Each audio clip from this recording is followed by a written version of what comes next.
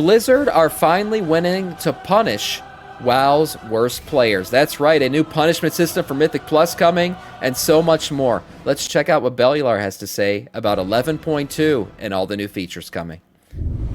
If I didn't check it out, then this video was probably titled Blizzard are willing to punish WoW's worst players, which is kind of spicy, and it is one of the things we'll be starting off today's video with, because there's big changes coming for the next season of the game with patch 11.2. Honestly, a fair few of them do look really damn good. Week 1 isn't going to suck. Blizzard are actually finally going to tackle the problem of levers in Mythic Plus. We're getting way better like portal checkpoints, a whole bunch of stuff that we'll get into, and I'll start with Week 1 not sucking. Doesn't it suck when Week 1 sucks? You know the feeling? Like horse cock. Send your asshole into shock. You need horse cock, of course cock. Grab the loop and slam the day. Fuck you, Cadence. Damn it, I forgot to pause blurps, and I got horse cock on the fucking video. Shit. Okay, alright, let's continue. Doesn't it suck when Week 1 sucks? You know the feeling you have patch day, you go into the game, you mill around some world content for 3 hours, and that's it. That's it. Really Thanks for kicking off that hype train, boys. So the good news there is Mythic 0 dungeons and the world boss will be available on Week 1. This is great. Now, Mythic Zeros will drop champion gear, and they're on a weekly lockout. Now, of course, if you want to be pumping Mythic Plus keys in Week 1, I believe these dungeons plus 0 Mythic Plus will be dropping. I think it's like 680 gear. 680 item level, and 684 is like the highest cap possible right now. So most people will actually have item level gear upgrades to be had in that first week before the season even kicks off. So that's really good. That's going to give us something to do on that week leading up to the actual launch of the season. I think this is a great change that Blizzard's implementing here. Obviously not going to make making Week 1 matter again. I could say make Week 1 great again, you know, but the great again memes are kind of getting old at this point. Happy, but if doing a Mythic 0 World Tour to get a whole bunch of champion gear for the new season and a bunch of your characters sounds like fun, especially when it's early in the season and those characters don't have much gear, then yeah, actually think this will be really good. This literally will be something to do where we previously did not have something to do. It's also something that plays with the idea that we enjoy preparing our characters, so that I think will make for a much nicer Week 1 for our patch. Okay, the next thing then, the big thing. Mythic Plus levers are being punished. This is really fun. We are getting a vote to abandon system, which basically just means if your key is completely foobar, people can just vote to abandon, and you'll be able to leave the dungeon, and you know, you won't be held hostage against your will. Now, not being held hostage against you. Here's the thing. This is what you know, like WoW players are degenerates. So you got to think like, how could a degenerate completely fuck this system up? Well, see, picture this. You got a tank who doesn't want to continue anymore, or a healer, say. And he's like, you know what? Fuck you guys. I don't want to continue in this Mythic Plus, and I'm not leaving. Because I don't want to get a fucking bad title or get, you know, whatever the punishment's going to be. We don't know what the punishment is yet for this deserter system, but they don't want to get the punishment. So they decide to just sit down and make a fucking campfire. And they're like, you guys ain't doing shit. I'm going to intentionally break this key, or I'm going to just sit here and finger pop myself for the next 15 minutes unless you guys vote to abandon the dungeon. And that's right. And now they could get reported, obviously, for this. People could, if they say this in chat, you can easily report this to Blizzard. I'm sure they'll get an offense for doing such a thing. But I'm just saying, or they could, you know, in a more conniving way, start to throw the entire run. If they want to leave, start to overpull, start to fuck up, so you stop healing, you stop DPSing, and the run becomes so scuffed and fucked that everyone votes to leave. Like, there's going to be ways that people mess with this. Because, you know, it's WoW. There's WoW players playing WoW, and they don't touch grass and all this shit going down. But it would be nice. Yeah, that sounds like a 3-day ban. Yeah, exactly. If they put that out there, that's a 3-day ban most likely. But if they start, you know, unintentionally scuffing up the run so they can get voted, I don't know. But I'm glad they're doing this. Besides the fact that degens are going to be degens, I'm glad they're doing this. I think this is a good system to have in the game. I got really sick and tired of people who are trying to push their IO, and you're like, okay, you didn't time the key, or you have one wipe on the final boss and somebody leaves. Yeah, because it just kills, like, that's it, half an hour gone, it's completely ruined, and this selfish-ass person just decided to leave at the very end rather than just putting in an extra 2 more minutes to kill the final boss. So, good, they should be punished for shit like that. I suppose unless you're the only person who wants to leave. But anyway, WoW players are now, evil or dreadlords. at least in the future when the system Right. launches, players who leave before a successful abandon vote will be marked as a Keystone Deserter. Now, the game isn't going to punish you in some very overt sense, but what it will do is it will label you as a Keystone Deserter, and that label will be one that people can see when they're on the group finder. Damn. Which basically just means you'll be in bad social standing. People will look at you and they'll think, that's someone who might rage quit if they get really angry. That's someone who... Here's one back check, though, that I'm kind of worried about with this. Overwatch had a system like this. And back when Overwatch was a big thing, I had really shitty internet for some reason. Like, Xfinity was beating the shit out of me, clapping my cheeks every day because I was just DCing all the time. It was horrible. But I was playing competitive mode on Overwatch, and I kept DCing during matches. And I got penalized for it as being like a deserter. I got like a deserter penalty.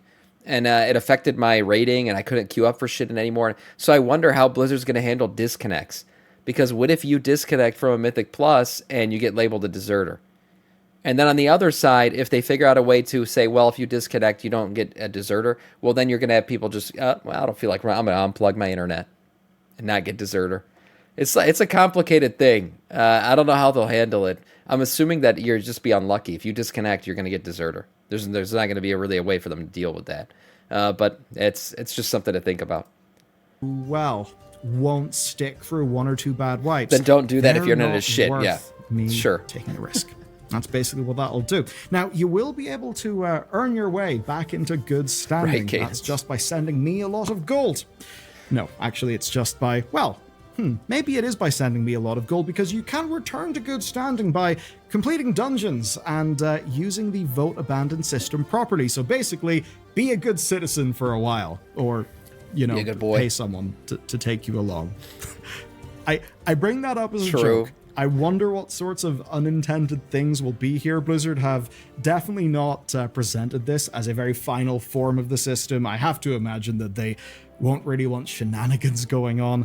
But basically, the idea that a deserter can expect to have way worse of a group finding experience, I think that's a really good thing. Now, obviously, if you just play the game with your guild, this literally doesn't matter. If you just play with your friends, literally doesn't matter. But do you know what it does mean? For pugs. If you're trying to fill one or two spots, then you'll have a somewhat better idea over whether that is somebody that you should invite to your game. And I suppose, wrote large, it should set up better incentives and overall give us a better M+ system.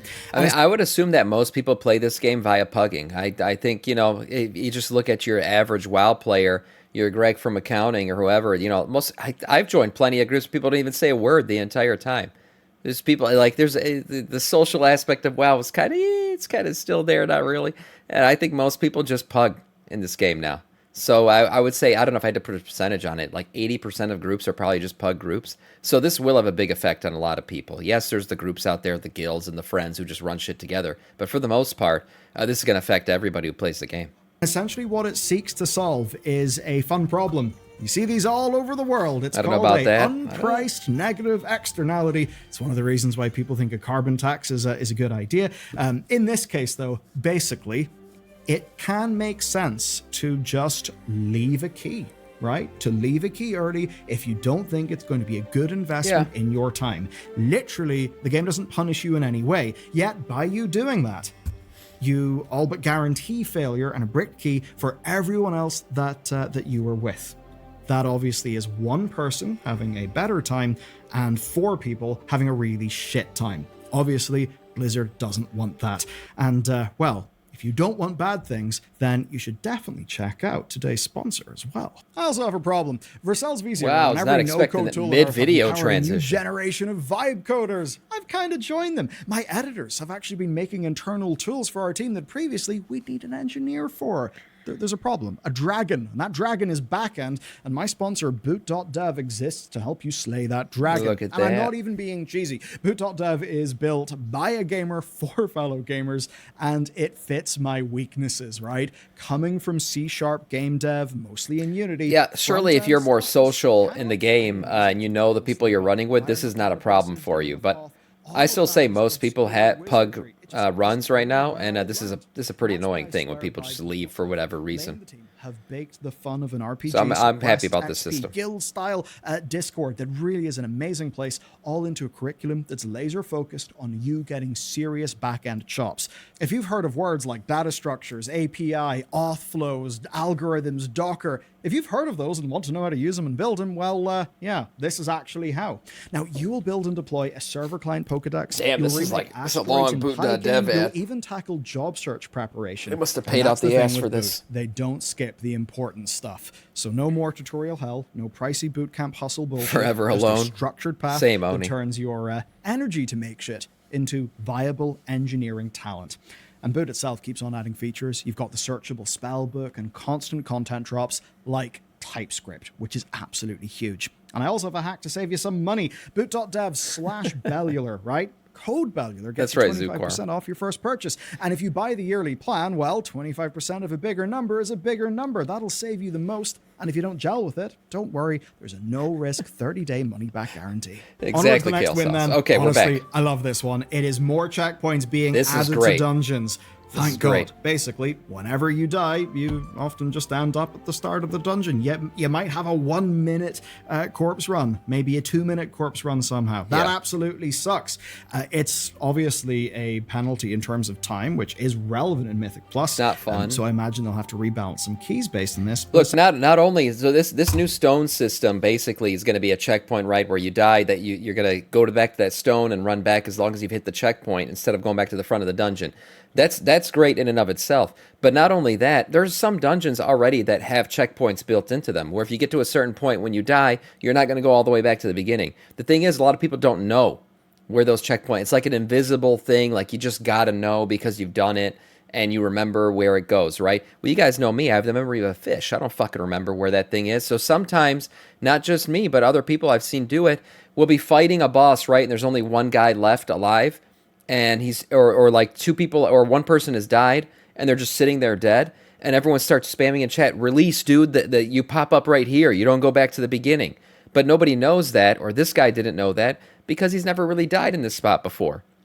So now you'll know. Now you'll have a visual indicator, both in the game and on your map, of where you're going to go if you die, which is great for release points, for understanding, okay, if I die in this boss fight, I could just release and come back.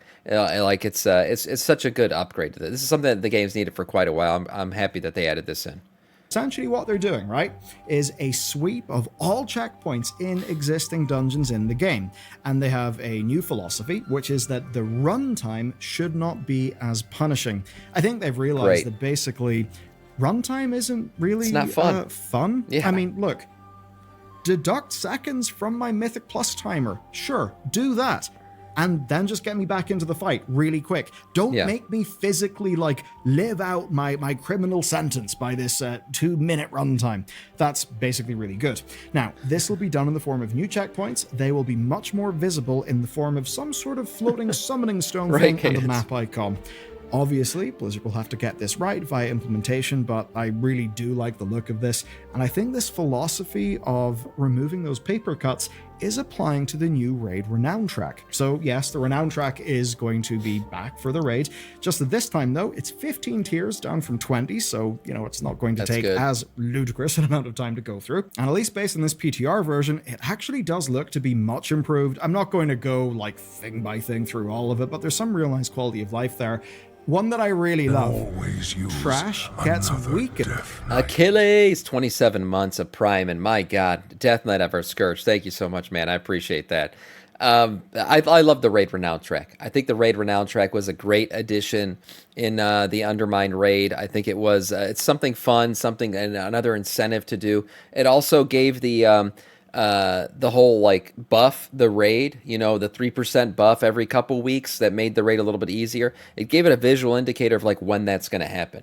Whereas previously we were like, oh, when they patch it in, then we're going to get our buff and this and that. It was a much more difficult thing to do. Also, every time you kill the boss, okay, this thing drops, you apply it, now you're 3% stronger. That was another mechanic that they tried in what was it, the Spidey raid, the fucking first raid of the War Within. So that whole thing was all right. It was a prelude to this, but I like this system a lot more. Where like you can tell by week 6 or week 12, we're going to be this much percentage stronger and we're going to be this much more buffed, and the raid's going to be basically this much more nerfed, because it really is like a soft nerf. All the other stuff, the mounts and everything else that came with the Renown track, I think the Renown track overall was a nice win for the community. On a subzone by subzone basis as you progress through the Renown tree, which basically just means you'll kill the trash way quicker. I absolutely love that. And speaking of going quicker, you'll unlock a 45% run speed buff after defeating trash at rank 10.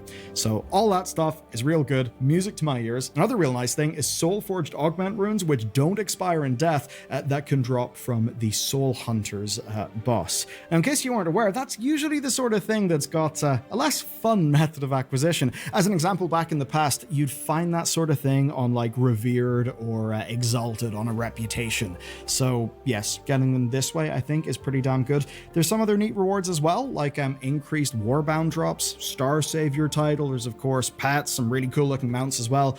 Overall, I think a real solid iteration on what we got with the cool Galagio Renown.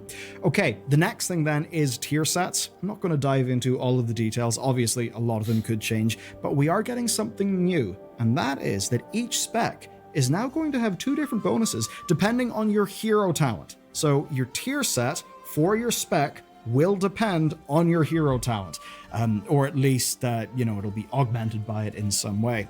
That could be a sort of balancing nightmare. We'll have to see how it shakes out, but at least taking a quick That's exactly what I said. Now they have basically two specs per spec to balance. So it's more balancing. It's going to require more tuning by the dev team, and you put your faith in Blizzard to balance things out correctly. Hey, I don't know if that's going to work out, but it's an interesting take on tier sets, and at least the tier set bonuses are more exciting now. Whereas lately they've just been like, oh, you get more crit. Okay, great. Now at least, these are cooler things. They're going to actually affect abilities, maybe change rotations. So I think these tier sets are more exciting than the previous sets. Over things, there are some pretty damn cool things that Blizzard are trying to cook up. And speaking of gear, well, we're getting a cloak. We're getting another artifact style warrior tier cloak. set's trash. And at least based on what we know so far, I actually really like how it works. So it will, of course, upgrade in power as you progress. Obviously, you make the item level go up, but also the visuals will upgrade as it gets. Why is chat so fucking spicy this morning? You guys put somebody cum in your coffee this morning or something? A little bit angry? Well, you suck at the game. We don't need your explanation. Jesus Christ. Guys, I'm a man of the people, here to explain for the people. The people need to calm down. Put the pitchforks down. It's okay. It's more powerful. That's something that they did with the patch 11.1.5 Tabard. So neat to have it going on with the cloak. Also, right, it will be instantly unlockable on your alts via a campaign skip that you'll basically be able to get immediately. So it's always nice to know that we won't have a whole bunch of chores to do in every single character. It's also something that will have loads of interactions. This means with the raid, with the new delve, with the dungeon, loads of stuff with the world mechanics as well, where it enables a new phase of Koresh and a whole bunch of other world interactions and content. And also, it will be used in raid mechanics. We saw that with the Sanity Cloak all the way back in patch 8.3. We'll have to see if they're able to use that one successfully here. That's actually not the end of what it does, because there's also ethereal energy powers that will be based on if you're a DPS, a healer, or a tank, so you'll have those proccing off in the raid, and to get them to proc even more, there's very rare boots that will increase that proc rate. There's also a ring from the final boss, which... there's really cool stuff to be had from the raid that'll make your whole new cape much better. I know I talked about this stuff. Yes, you talked about this last week, Sam. I know, but I kind of wanted to listen on Bellylar's take, right? Listen to how he summarizes things. Maybe I missed something. It's good to kind of reiterate some of this shit. So these new items that are dropping in the raid that'll affect your cape, it's better and it's cooler because it'll give you more things to chase throughout the raid, right? More best in slot items, more stuff to fully complete your set, because yes, sometimes boots and other things have been lost by the wayside when they're not part of a tier set. So this is cool to see. Now I know there's tier boots, that's fine. This is cool to see. And it'll be something else that maybe you can use some kind of like chips or things or later on to actually go and get some best in slot items. So this is, I think these are nice ways to interact the different pieces of gear with each other. Basically means that you and the boys can go and proc off together. Very fun. And also, there's a fiber socket. Basically, look, I don't really know what a tailored socket is. Maybe it's an embroidered patch, but whatever it is, tailors can make it. It goes onto your cloak, and it will allow for secondary stat customization. assuming it's a beefy enough amount of secondary stats, that could be quite nice for optimizing our characters. Okay, that's a bunch of system stuff. How about we talk about content, though, because I also really like what's going on here. Tazh then. So Tazh is back. It's actually back as our new, I guess, like friendly hub. They're opening it up. They're making it so you can run around the roofs, a whole bunch of stuff. Pretty neat, but for gameplay content, the Mega Dungeon version on its hard mode is returning. Now, Blizzard have said that the tuning of this and the loot will be a bit like Mythic Plus 10. They've said that it may contribute to your progress in the Great This is a Vault cool boss. as well. Just and look the at him. goal is for it to feel like a mini raid. I absolutely love this. Yeah. Tazh was awesome. I especially think the final half of it's particularly awesome. My main experience was in the season 4 of Shadowlands. I absolutely love Tazh, so going back there is absolutely fantastic. And the prospect of something that's designed to be a mini raid is again something that I absolutely love. Because, dungeon with your friends, very fun, but maybe you won't always want the timer. This, I think, is a great option if you fall into that category, but you still actually want dungeon content that is hard. So, that's looking really good. Also, though, there is a new dungeon. It's called Eco Dome Aldani. It's a 3-boss dungeon, and oddly enough, the storyline takes place after the main campaign and after the raid. We also know that it features Wastelander Ethereals and Devourers. Yeah, I wonder how they're gonna play the story out. Maybe it's gonna be confusing because this Eco Dome Aldani dungeon is actually gonna be made available in week 1. It's gonna be part of the Mythic Plus rotation, but in week 1 you'll be able to play it as a Mythic Plus 0 dungeon. So we'll run through this Eco Dome dungeon and hear the story, right? There's storylines and everything being said while you're running through it. But technically, this is supposed to happen after the raid. So I don't know if that's going to be confusing to people or not. But so they want the story to continue after raid. I understand what they're trying to do. We'll see, I guess, how it all kind of is laid out in front of us. Maybe the story in the dungeon changes after you complete the raid. That would be kind of cool, but I guess we'll find out. Gives me very big lore thoughts. Now, Devourers were from the Shadowlands. Honestly, they were one of the cooler parts of the Shadowlands. Basically, the whole idea, right, is that these Devourers were kind of assaulting into the Shadowlands from basically, the places in between realms. It's all very, very spooky stuff. They kind of seemed like a neat little, almost existential threat that a lot of people were very worried about, but it never really felt like it was a plot line that they were going to pick up on. I think it's actually pretty cool they're picking up on that. It's a weird thing with Shadowlands. It's a plot, absolutely blue, but I did like the Evokers. I think most people like the Evokers. Tazh really did slap. So it basically seems they've been able to scalpel out the actually good bits of the Shadowlands and leave all of the bollocks that none of us really want to hear about anymore again. Hopefully, we will never find out more about the Jailer. Moving on to the new Delve, though, we're getting something that I can see a lot of initial negative reactions to because it's basically us going to the Azure archives. So, cue the angry comments of, it's an asset flip.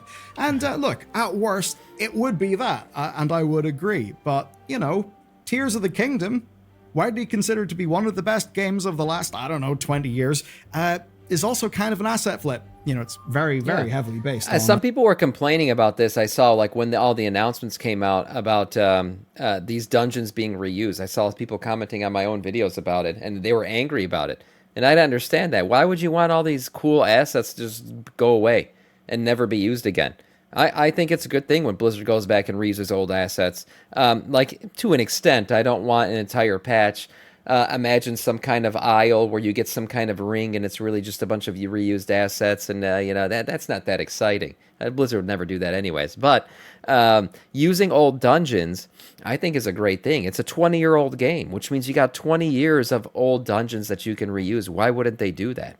I think it's a great thing. I always call for Scarlet Monastery Mythic Plus. I wish they would do that. I'm fine with old stuff coming back in a new way. I think it's a fun thing. It gives players something to do, and it's a good way for Blizzard to kind of dig back into that trove of 20 years of stuff and bring some of it back to the surface, make it relevant again.